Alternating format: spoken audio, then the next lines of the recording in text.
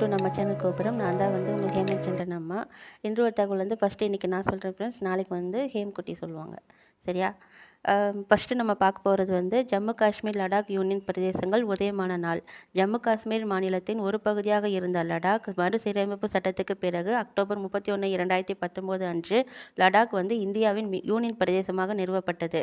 லடாக் இந்தியாவில் மிகப்பெரிய மற்றும் இரண்டாவது குறைந்த மக்கள் தொகை கொண்ட யூனியன் பிரதேசமாகும். லடாக் என்ற பெயர் வந்து திபெத்திய மொழிய பேச்சு வழக்கு தான். இதன் பொருள் வந்து உயர்ந்த பாதைகளின் நிலம் என்று பொருள். அடுத்தது வந்து நம்ம வந்து இன்றைக்கி வந்து தேசிய சிப்பி தினம்.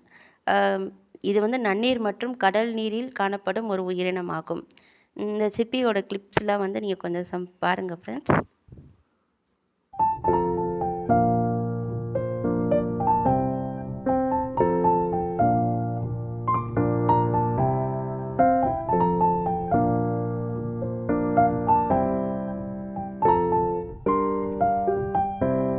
ஃப்ரெண்ட்ஸ் பார்த்தீங்களா ஃப்ரெண்ட்ஸ், இயற்கையோட அற்புதமான படைப்புலாம் நிறையா இருக்குல்ல ஃப்ரெண்ட்ஸ். ஸோ சிப்பிக்குள்ளே முத்து வர்றது இதெல்லாம் உண்மைக்கே ஒரு அதிசயம் தானே ஃப்ரெண்ட்ஸ். நிறைய பெண்கள் வந்து கைவினை பொருட்கள்லாம் தயாரிக்கிறாங்க, வீட்டுக்கு தேவையானது எல்லாமே. ஸோ உண்மைக்கே நல்லா சூப்பராக இருக்குல்ல ஃப்ரெண்ட்ஸ். நெக்ஸ்ட்டு நம்ம பார்க்க போகிறது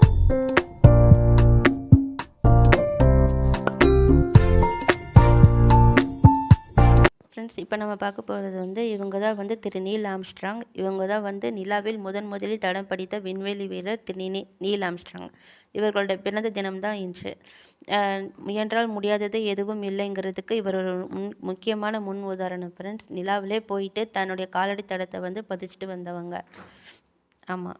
ஸோ இவரை மாதிரி வந்து நம்மளும் வந்து நம்ம ஒரு செயல் செய்கிறதுக்கு வந்து முயற்சி பண்ணணும். கண்டிப்பாக சக்ஸஸ் ஆகலாம் ஃப்ரெண்ட்ஸ். ஸோ எல்லா வீடியோஸும் பாருங்கள், சப்ஸ்கிரைப் பண்ணுங்கள். Thank you friends.